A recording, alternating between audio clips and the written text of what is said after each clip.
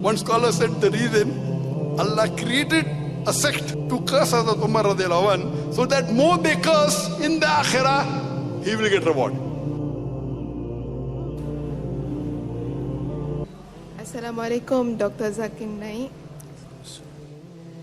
My name have to be kept secret for a few reasons, and I hope my face is not recorded. I'm a student, and to Dr. Zakir Naik, first of all, I'm sorry, because you are the person I hated the most a few years back. Before I became a Muslim, I really don't like you, I really hate you, and when any of my friends try to praise you, I will make sure I downgrade you. So my question to you today is,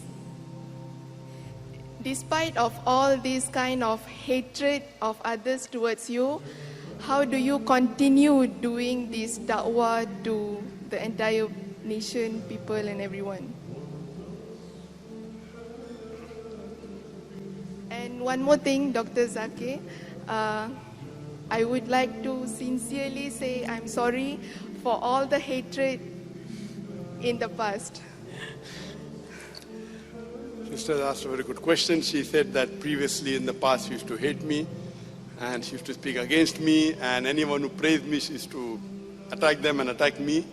And I believe that now she is a Muslim and she's apologizing for that. Sister, first I'd like to say that thank you for giving me all those hatred, because when a person truly hates someone and he believes in it, but if he's logical, inshallah, there are chances they will come to the true path. And I'll give you a very good example. The best example I can give you is Hazrat Umar radiallahu anh. He was the second caliph of Islam. He was one of the staunchest enemy of Prophet Muhammad sallallahu alaihi wasallam and Islam.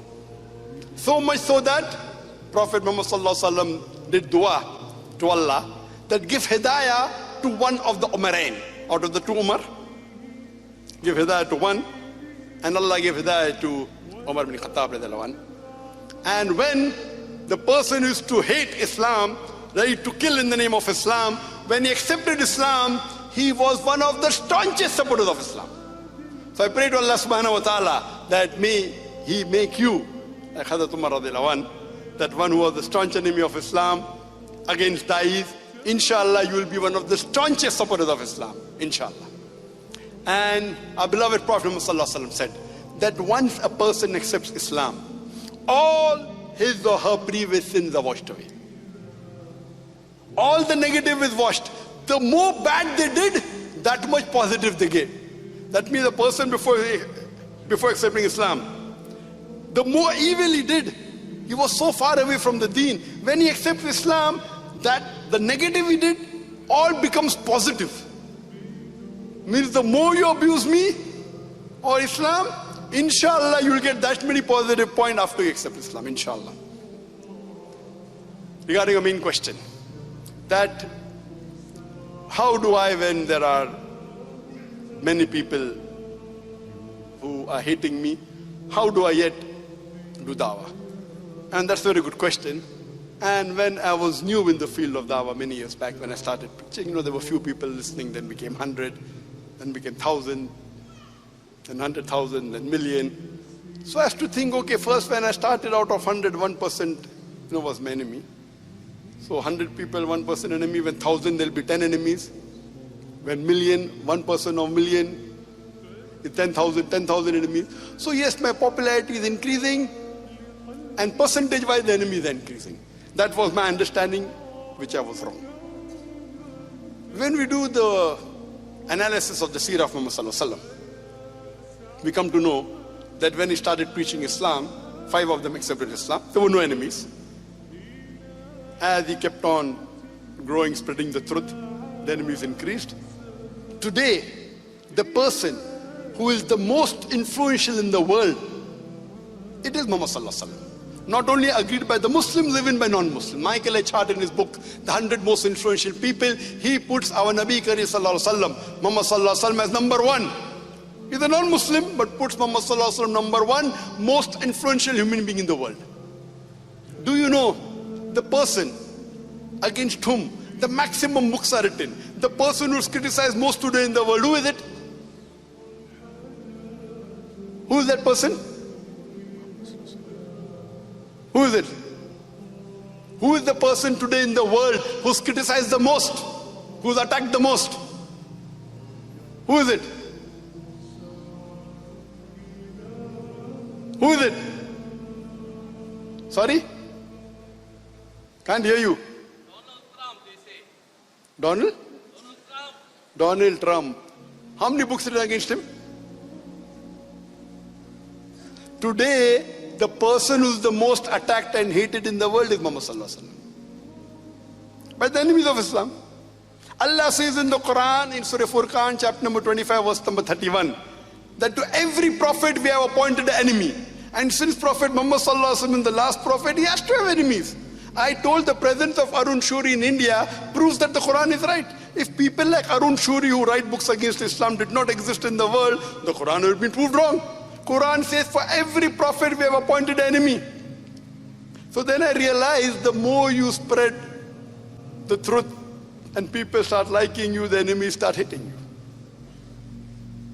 Alhamdulillah, when I did a little bit of survey in the website, mashallah, the following kept on increasing. It is all because of Allah subhanahu wa ta'ala. I'm nothing. I don't deserve it. Not even 0.001% of it. We started. It increased. And as the MC said, now it is, alhamdulillah, 17.5 million on the Facebook. By Allah's grace, the largest any religious personality, whether Muslim, Christian or Hindu. The second is a Christian, Joel Oyston, 16.9 million. But when you go on the net, and when I did a survey, out of every 10 websites, at least 2 websites are against me. Maybe 20%, it may increase. Muhammad Sallallahu Alaihi Wasallam, you know, the followers are 1.8 billion, maybe 2 billion, some non-Muslim loving. But yet, the people hitting him are more today. The books written against him. And that reminds me of a scholar, that you asked me the question, how when people hate you, why it continues. There's a scholar who quoted that Hazrat Umar radiallahu anh, the second caliph of Islam, Allah subhanahu wa ta'ala created a sect who cursed Hazrat Umar radiallahu anh so that he gets sawab. One scholar said the reason Allah created a sect to curse Hazrat Umar radiallahu anh so that more they curse in the akhirah, he will get reward. So in the way Allah is rewarding him, when a person does the haqq, the word of truth, people speak against him, it will be converted on the day of judgment in his favor. Because anyone who criticizes me, speaks against me, and it's in the wrong, on the day of judgment, his good deeds will come to me. When his good deeds end, my bad deeds will go to him. So, though I don't want anyone to curse me, but when they curse me, because of the teachings of Islam and our beloved Prophet Muhammad Sallallahu Alaihi Wasallam, it makes me a stauncher dai. And the more you spread, you'll have to get difficulties. Allah says in the Quran in Surah Baqarah, chapter number 2, verse number 155, surely we will test you with fear and hunger, with loss of lives and goods, and what you have earned or toiled for. Allah will test you. Allah will test you with fear and hunger. And we find that more difficult the test, more is the higher reward in the akhirah. And our beloved Prophet Muhammad Sallallahu Alaihi Wasallam said, all the Ambiyas, all the messengers were tested much more than any other non-messenger in the world. So more difficult the test, higher the reward. And today, I always thank Allah subhanahu wa ta'ala that whatever little bit I've done, it is hadha min fazli Rabbi. It's only because of Allah subhanahu wa ta'ala. And I left my profession. People told I'm a fool.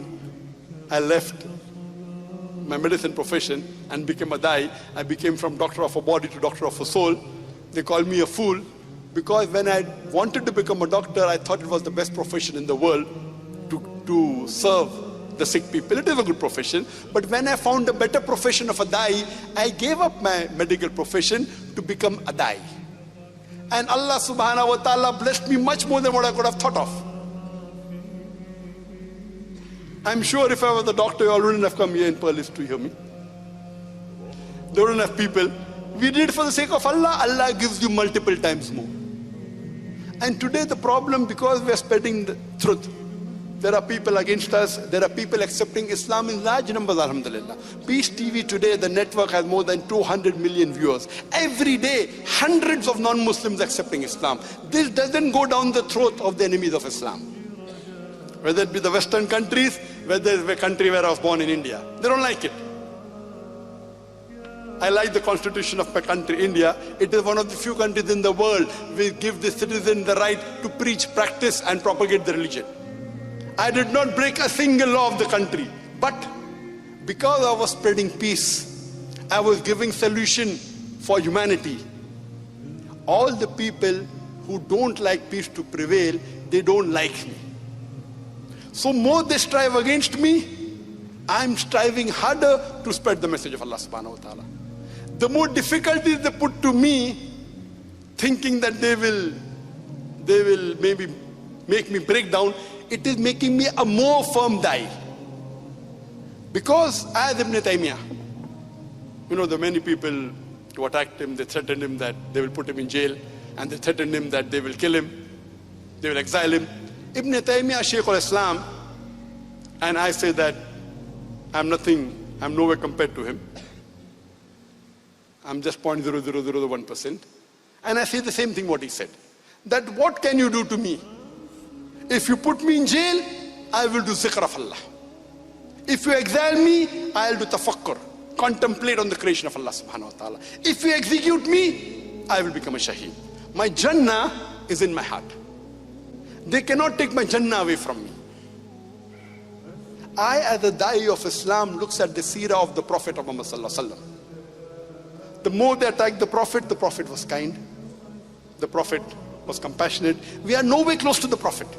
But we as da'i, we cannot retaliate. Allah says in the Quran in Surah Fussilah, chapter number 41, verse number 34, that repel evil with goodness. You may never know who's your enemy, he will become your friend.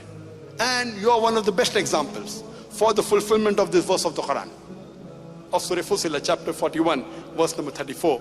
That repel evil with goodness, the person who is your enemy will become your friend. And sister, I only follow the glorious Quran and the Sahih Hadith to the best of my ability. And the more you follow, because our main goal, and my lecture tomorrow, the purpose of our life, you should hear that. What is the purpose of our life? So if your purpose of our life is akhirah, this dunya is nothing. You strive for the akhirah, Allah will give you dunya and akhirah. And I pray to Allah subhanahu wa ta'ala that may He make me serve Islam as much as I can, though Allah doesn't require me, the rubbish that we are. We pray to Allah subhanahu wa ta'ala, may utilize every breath of my life to spread the deen to the best of my ability. Hope that answers the question, sister. Thank you, Dr. Zakir, for everything, and I hope you forgive me. Sister, I've already forgiven you, and I pray for you, and I pray that Allah has more people like you coming close to Islam, inshallah.